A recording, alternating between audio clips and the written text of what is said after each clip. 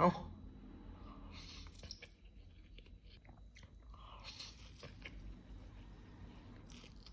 มื้อนี้ได้มาม่าขี้เมามาครับพี่น้องเป็นมาม่าห่อสีเขียวที่ตามหายากที่สุดพี่น้องฮู้บ่เป็นมาม่าขี้เมาที่แบบแซ่บแห้งผมตามหามาโดนละมาซิมเบิ่งพี่น้องกว่าสิหาพอนะอู้หูหูนะพี่น้องใส่หมูใส่ในหน่อไม้นะครับหน่อไม้นึ่งนะมาครับมากินน้ำกันเบิดบ่เนาะมาเด้อพี่น้องเอา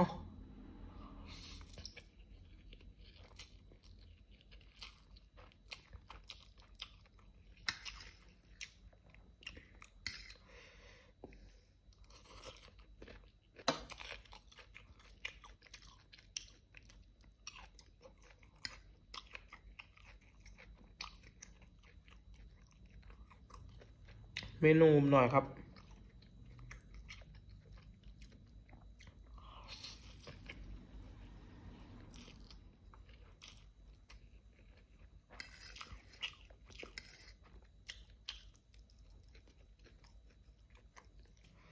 พี่น้องอู้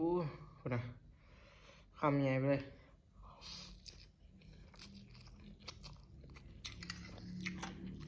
มากับหมู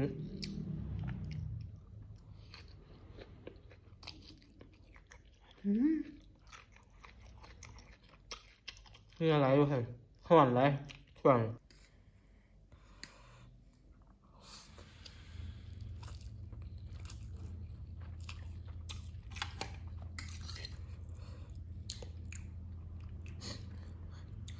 ทำไมพี่น้อง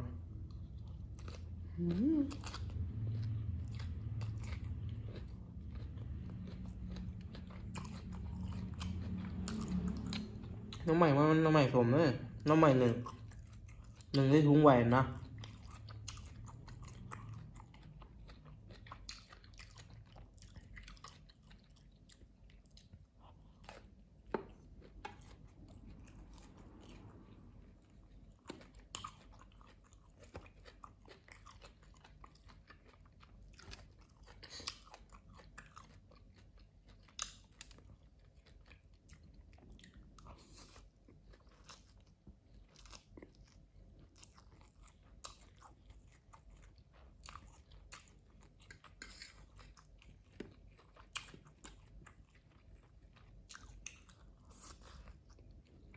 อู้หอนไรพี่น้องช่วงนี้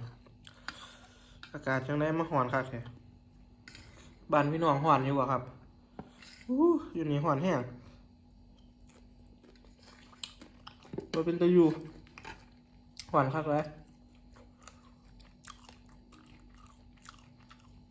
คำมันถ่าย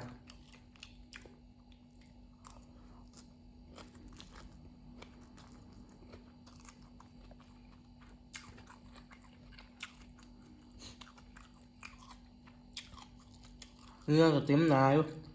หอนคัก